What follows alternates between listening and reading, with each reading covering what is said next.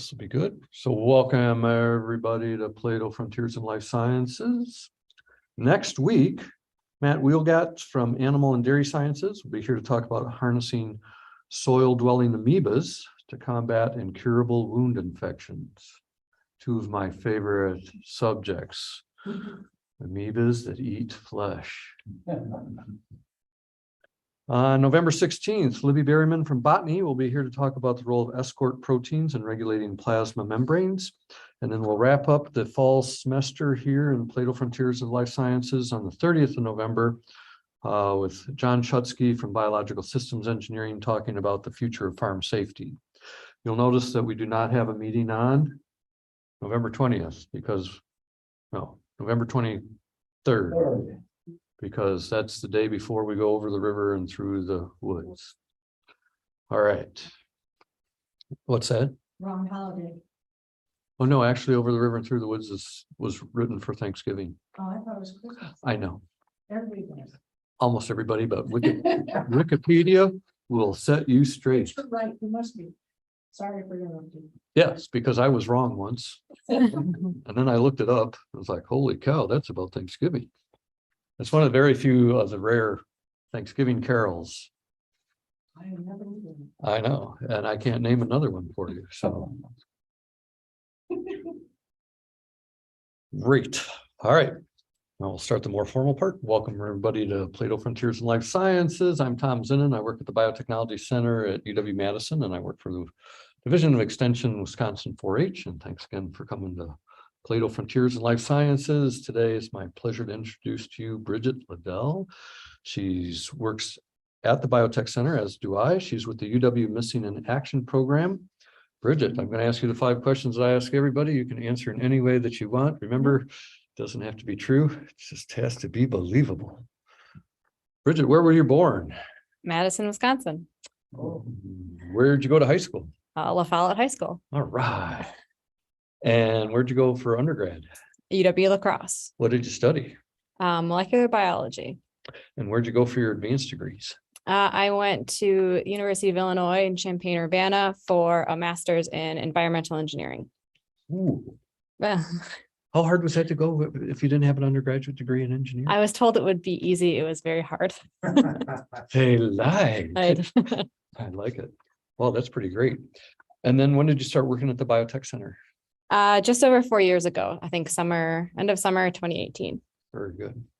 And you're on this special program here, special project. And this is a miracle to me. If you would have told me you could get DNA after many years out of sediment or seawater, I would have said, you can't, and I would have been wrong.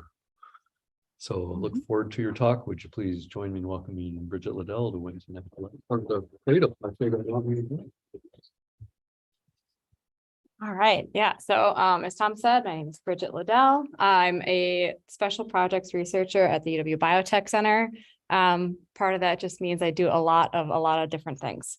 But today I'm going to talk about environmental DNA in recovering lost MIAs at sea. All right. So there's approximately 81,500 missing service members from World War II on. And I think about half of those are lost at sea or presumed lost at sea. And there's a lot of efforts that are trying to recover these remains and bring them back to give them a final resting place. So one of the big questions we have is how can we use our field of study and what we're doing and what we have a knowledge in to help speed up, optimize, or otherwise assist in this process. So there's a lot of different groups and lots of fields of study that can contribute to that. Kind of obviously like archaeologists, there's a lot of archaeologists that are going and doing digs and looking for these remains, members of the military that have all the knowledge about where these people might be or where action fronts are, historians that have a better understanding of the timeline of these events, chemists, because there's a lot of, you could track different elements or like proteins or different lipids in these sites to determine if there's maybe oil from a plane had been at this site or something. And then biologists. I have a biology background, so that is the field of study that I'm going to help try to find a way to contribute to this problem. So I'm just gonna move this. Okay, so I'm going to start off by talking about what eDNA is. It's environmental DNA, and it is the concept that organisms that are living in an environment are always shedding DNA. So Can you click on that X and that'll get that off your screen? yes, I can see that. I don't know. Right there. Like that. Oh, no, now it's moving this, That's just closing it out. It's fine. but I can't close it. All right, well, let's see what I can do. Thank you. Just go ahead. Okay. Try to backstep this a little bit. Okay, so if an organism is in a system, always shedding DNA like cells, or in the case of a fish, slime, excrement, all that is sloughing off the DNA from that organism into the system. Oh, oops, sorry. So the DNA is in the system, and the DNA will still be in that system even when that organism is no longer present. So if the fish has moved on, it's left its DNA behind. And then our goal would be to take a sample from this water system and hopefully capture some of that DNA, and we can detect it downstream in the lab. So we'll go in, we'll take a water sample, and then we'll bring it back to the lab. Once we're in the lab, we extract DNA from the water. So you use a lot of different solvents and ethanol and washes to kind of precipitate DNA out of our solution, and it'll extract all the DNA that's in there, which means we're getting the things we want to get, but probably also a lot of things that we're not interested in. And then we're going to build a DNA library. So lots of different scientists that are studying eDNA have different end goals. So you don't have to build a DNA library to do sequencing if you don't want to. There's other methods that can get you the answer you want. But in our purposes, we will build a DNA library to be sequenced. So that will involve taking our DNA. So imagine each of these parallel lines are all strands of DNA. So this is one strand of DNA from one organism, trying to use the colors to differentiate where this DNA might have come from. And there's two approaches. You can either do a targeted DNA library prep or what's called shotgun.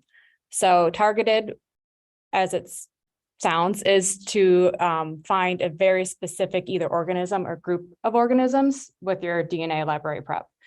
So you're going to use special primers or tags on the end that you're going to add to your reaction. And they're going to look for a certain sequence in your DNA and bind to it. So these ones, if the pink and blue strands are fish DNA, I might have told or made these primers that are for a unique sequence in a fish population or a fish species. And so it's only going to bind to the sequence of DNA that matches that. And it's not going to bind to anything else that might be in my sample, which is convenient because it'll get rid of anything else. They'll do a bunch of PCR reactions to amplify that. So you get more and more of what you want, and you end up with the DNA that you're targeting, that you're looking for. So the other approach would be shotgun sequencing, and that just sequences everything. You'll add the same concept of adding primers and tags to your DNA, but it just adds them based on what the ends of DNA might look like these overhangs of bases. So then it'll bind to everything, and you'll end up amplifying all the DNA in your system. So look more like that, which you're going to get way more than what you might want if you're looking for something specific, but you're going to capture everything instead of maybe losing some of your DNA that you did with the targeted approach. And then you sequence. So sequencing will just help determine what bases are in what position on that DNA strand. There's a couple different ways to do it. This is our NovaSeq. It's an Illumina sequencer. And it is kind of like the workhorse of sequencers that are out there right now. They're really consistent and reliable. This one is named Willa. We name all of our sequencers after pioneering women aviators. So this one is named after Willa Brown. So this is the machine that I've been using for the work I've been doing with eDNA. But sequencing will just help us understand what each of those strands of DNA that we have captured say and what they mean and what, and then eventually our bioinformaticians will go through, which I don't do. That is something that to me is just kind of crazy, the abilities that they have to go through and determine which organisms are present in our sample based on what the sequencing is. So eDNA has only been around since about 2008. That's when the first few papers started getting published about this. It's kind of, the concept has always existed from like a microbial aspect. There's always been people that have extracted DNA from an environmental sample to look for the microbes, but the concept of looking for something besides that is fairly new. The paper in the top left is probably one of the very first papers that came out about it. And if you'll notice in some of them, most of them are aquatic based. Water is a very convenient matrix to work with because it is so available and it's easy to extract from. But it's not just exclusive to water for an environment. You can also have air.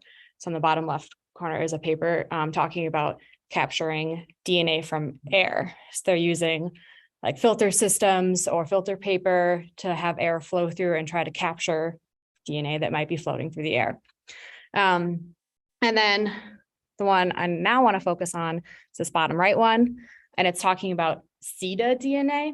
There's lots of new words to describe. You've got eDNA, now there's all these branching ones from it.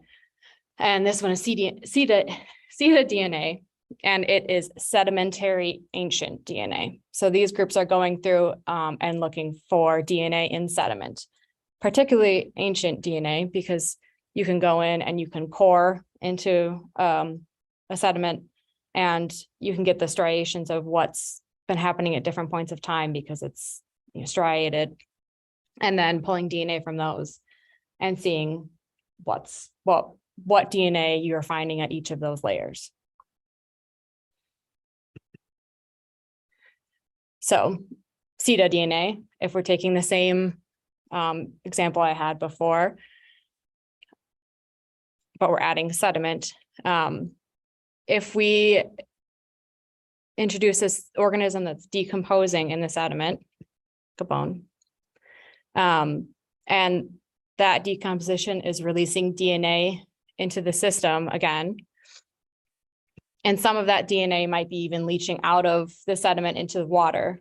If we go in and we sample the sediment and the water, we might get DNA from the source that we're looking for, which would be that decomposing organism. It's kind of jumping back to where we started.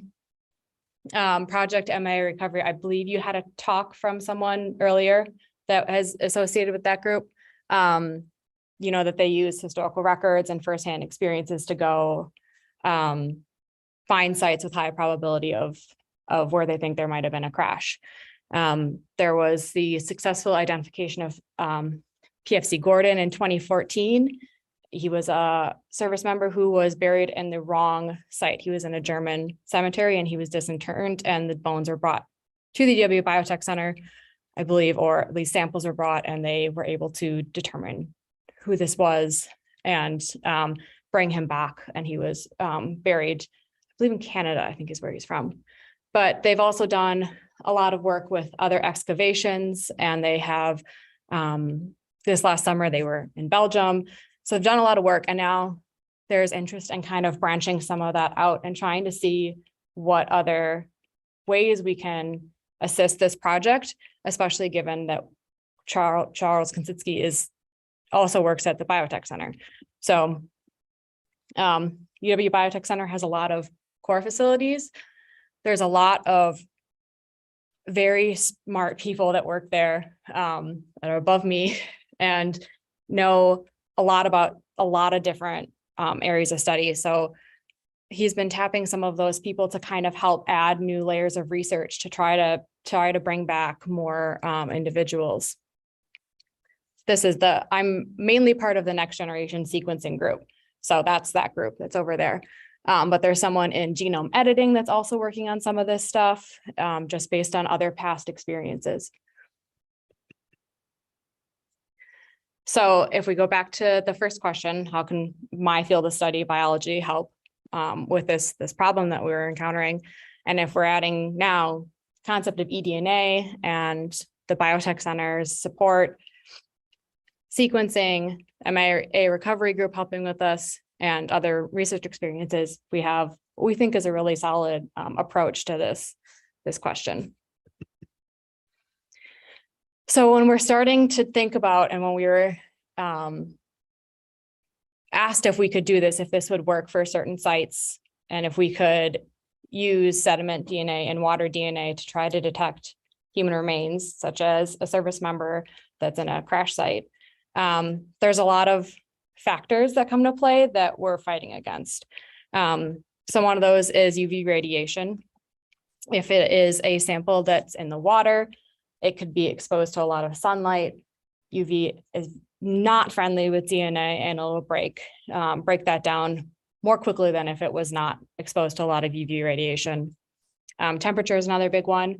So if it's really hot, that degrades DNA much faster than colder systems. And then there's a lot of unknown interactions, especially in the sediment, that we're not sure how they're playing with DNA, if it's good or bad.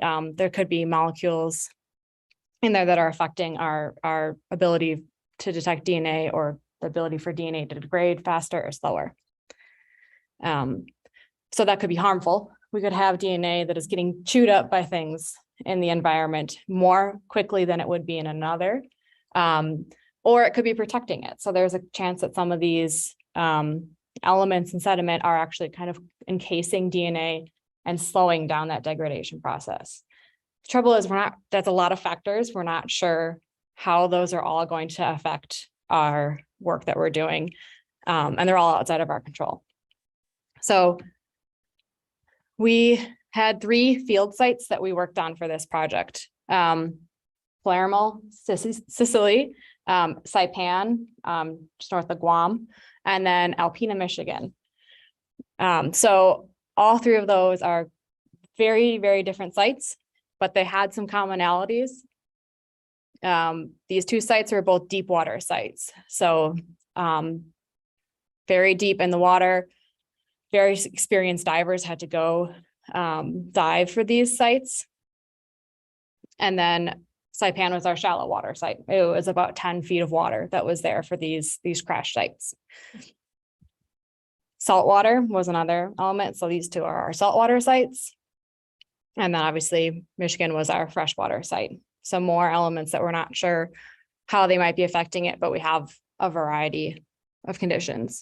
And then warm water, Saipan is a warm water environment, along with it being shallow. And then very cold water environment was Alpena. Palermo was not necessarily extremely cold, but it was deep. So that added that factor to it. So all 3 of these sites have the top 2 have US service member crash sites. So Palermo and Saipan. Alpena was added on as it has a lot of boat shipwrecks. So it's a little different from the other 2. And it's much older than the other sites because they're mainly in the 1800s, but there are a lot of large shipwrecks from all the fog, Thunder Bay, and actually had a lot of individuals that are still on some of these sites. They're considered burial sites because there's so many, I think even like passenger vessels that had people go down with them. So we also had to think about how we wanted to sample for the 2 World War II sites. We were dealing with aircrafts. So If this is kind of what a rough sketch of a plane would look like, we wanted to sample starting in the point where we thought would be the highest likelihood. So that would be for a plane, a cockpit. So that would be our center point. That was where we thought we had the highest likelihood of finding remains. And we wanted to concentrate the sampling around that. And then in some of the common ecological sampling takes triangles and then kind of inverts them along each other like this to create points that radiate from that center point. So we would sample at every cross point on this triangle. So we're getting samples that are pretty close still in distance and then further out, but it's in a pattern methodical way rather than just sampling kind of sporadically. And then on these sites, we were actually having it was a kind of a tag team mission where I was coming in, we were taking these samples and then a crew was going to come through and excavate that site after us. So we were kind of jumping in ahead of a planned excavation. So the goal is that we can compare our findings with their findings and then be able to see if it worked. But so if we had all these red dots, we didn't have a positive DNA sample, or there was no human DNA present from those, or in the green dots, we did have a positive. This could help with future excavations because we could go in before they are considering excavating it. And then hopefully not only tell them, yes, there's DNA here, you should come in and do a full excavation of this site because it's worth it. We think there's a high likelihood of remains here. But if it turned out to pattern out like this, we could say, and you should focus over here. We think this is where the highest likelihood you will find these remains as well. So that would be the ultimate goal, is to help troubleshoot these sites, triage sites, before they have to decide if they need to send a full excavation crew down there. So my work just had divers going in, sampling, taking the samples back to the lab. The excavation was, from one of them, was a month long after we left. It's a lot more resources, that's a lot more time invested. And if you can make that investment with a higher chance of coming back with remains, you're more likely to be able to have more successes rather than failures. So this is the field work. Some of the field work we did. This was the first mission we did in March of this last year. This is Saipan. This is one of the divers. We have a couple different groups that we're collaborating with. I don't know how to dive, so I was on the boat. This is one of the divers from Woods Hole out in Massachusetts. And so what he's got here is a Niskin bottle. It's a water sampler, and it operates by having kind of like a tight elastic bungee cord that runs through the whole thing. And on the ends, there's these plugs, and you can kind of pull them out and clip them so they stay open. And then there's a trigger that you hit and it releases them and it snaps them closed. So you can take this sampler down to a water column and hit the trigger on it and capture that water that was at that height that you wanted. Because we didn't want to get our water samples from really close to the surface, but we also didn't want them right near the sites, as that might have a higher probability of having like sediment that's kind of fluffed up into it. Let's see. This is the same site. So these are the divers. These are my sediment samplers, kind of like a tube, and they would go in and they would push them into the ground and then turn them and then cap them and then bring them back up. These pin flags, these orange flags, mark the points of the triangle that they laid out. They use that sampling scheme and measured out all those points, and they would sample at each of them. In this one, these are the landing gear for the plane that's there. So the reef and the coral has kind of overgrown along it, but that's where the plane is right there.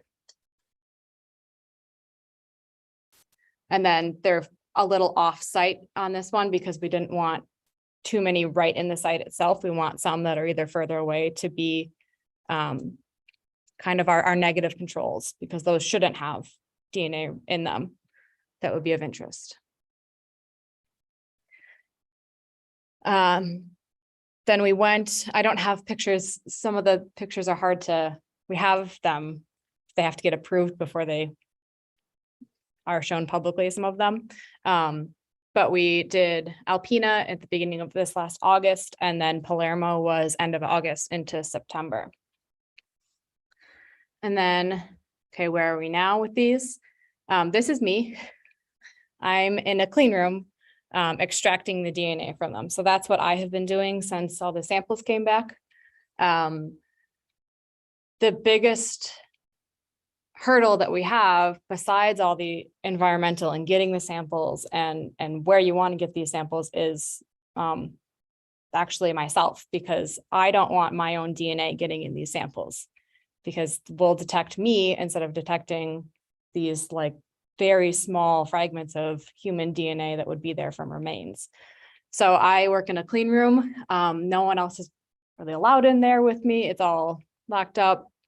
There's 3 rooms. There's a room that I prep in, the room I extract in, and then there's another room past this room where I would prep the clean DNA. So this is the dirty room where I'm working with the extractions and like the sediment, and then the clean room, once that DNA has been extracted, I work in that room with it. But I wear full coveralls, I wear a face mask, and I wear a face shield, and then gloves. And then when I'm working with the sediment, I'm working with an individual sample I'm trying to get into a tube, I wear 2 layers of gloves, and then I just change them every time I do a new sample.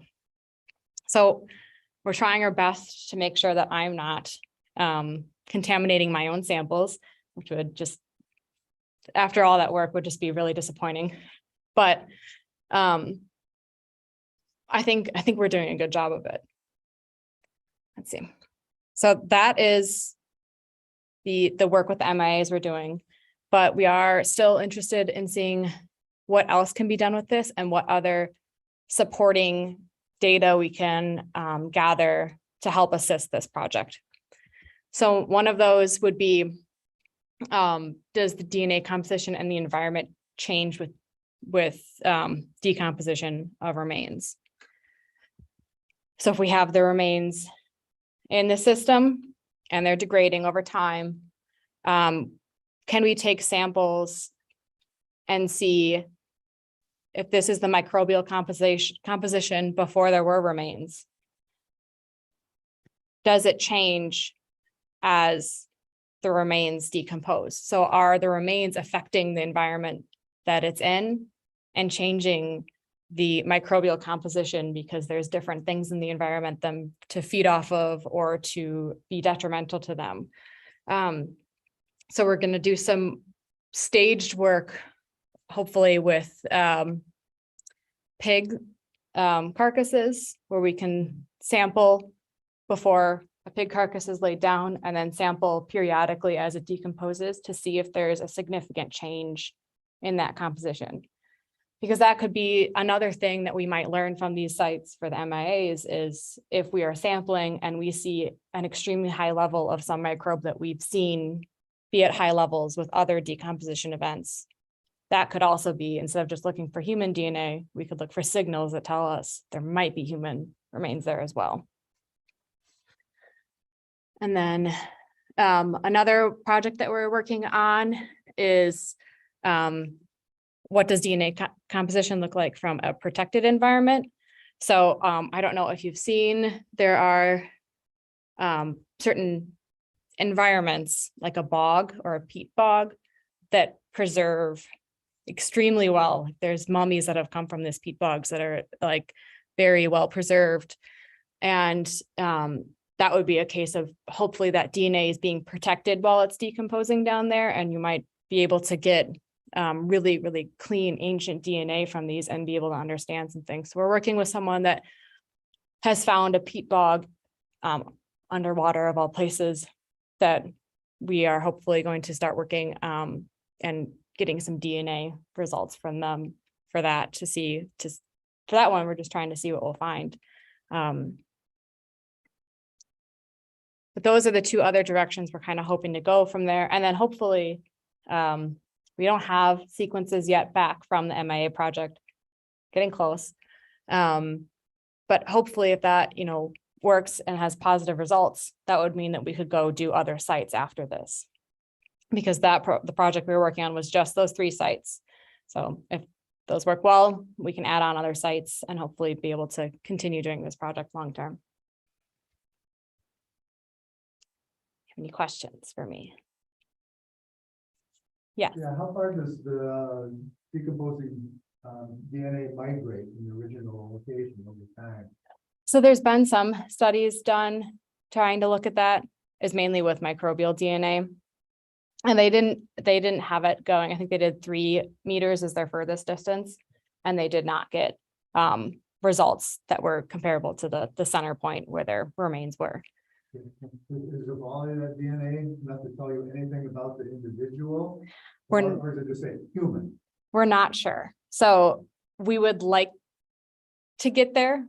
The goal for this project specifically was just to see if we could detect human remains in a sample. I think that would be awesome because it would be, there are certain areas where you don't want to disturb a site, but you still want to know if there is, there's some sites where they're not sure if the burials are native people that originated there or if they were service members, but you can't disturb the sites now. And so if there was any way to take sediment samples from there, maybe, and be able to determine one way or another, but those are all step 2, 3, 4 from where we're at right now. I was also thinking of like, have you done anything like terrestrial DNA, like things that are bodies that are buried? I was thinking of these like orphanages up in Canada where they Yes. they just disappeared. And they kind of do a little ground radar and it looks like there's bodies down there, but maybe we don't want to dig up this whole big area. Could you just stick a probe down there? Right. And could you use this kind of the same techniques to look, maybe even not an exact hit, but we're pretty close to where a body might be. Right. I would like to add that, like with the MA work that is being done on the terrestrial sites, like I think that would be really cool to add that element to see if we could detect remains in the sites that they're digging at, because yes, that would be such a less invasive way of getting a determination out of that. And especially if, the investment is taking one sample or digging up an entire field, like those are significantly different efforts. You could also go look for Jimmy Hoffa that way too. Maybe not old enough to know who he was. I know the name, but yes. Yeah. There's all these moves always, under this parking lot, he's in this landfill, he's in, the stadium in New Jersey. Mhm. And Tombstone pizza. So obviously they can't dig up everything, but really just, stick a probe down and get some little mini samples out. Yeah, there's other people doing work, especially with pig carcasses, and a lot of it is more crime-based forensic work to see if you can detect crime sites from this. Yes. You mentioned that one of the sites you sampled, an excavation team came in afterwards. Are you going to get feedback, or have you gotten feedback from them on if they found anything and where on the sites? So the excavation crews came in for Saipan and Palermo, and I know some information from, I know we'll get information from the Saipan site for sure, but I don't think we will have them tell us where until we're done with our work, just so that there's no biases. If they were to find, right, because so we'll we wouldn't want any influences to push either way, but both sites, we partnered with the archaeologists working on the site, so at the end we'll come on together and ensure. It would be proof of your system. Yes. Yeah. Good. Yes. I can see getting soil samples or solid samples. What do you get from water samples? So there's two ways to process a water sample, and you can either centrifuge it down really fast and that'll pull down anything, including DNA from a water sample, or you can run it across a filter. So for this project I had a lab in a hotel room, a lab in a kind of real lab, which was nice, and then a lab in a Airbnb that I was working in to process these samples down, because I mean, as you saw, that Niskin water sampler was like this big, and we didn't ship those back to the US. So we actually filtered the water on site and then brought back the filter papers that are like this big. So What did you the have? water continually, because I assume it floats away. Right, so that, It must continuously leak. yeah, so that, away. yeah, that would be the ideal situation. I personally, I have a lot more confidence in the sediment samples than the water samples, especially for this project. In other sites, so I, partly on this project because I used to work with eDNA during my undergrad and before I went to grad school, and I worked with Asian carp and DNA in like river systems, and it works very well. It was just from those water samples, but for this type of work, I think the sediment is going to be much more informative. Yeah. Where's this special lab that you showed the picture of? Oh, it's at the Biotech Center. It is kind of added on to someone else's lab. They built it out. And that is where they've done work prior with remains that have come in. So, yeah. Yes. I'm sorry, I forgot my question. There you go. How many work, say, on known sites like Pearl Harbor? No. Oh, so the sites in Michigan, some of those are known. Okay. Although the downside of that is these were very, very large vessels, and we weren't sampling, we had a finite number of samples we were going to reach. We didn't just take as many samples as we wanted. We shot for a certain amount. So we couldn't sample everywhere on that site that we would have wanted to, but we still, some of those, I think, I can't remember how many lives went down with that one, but some of them had pretty significant losses. And yeah, I guess the other ones, they're uncertain.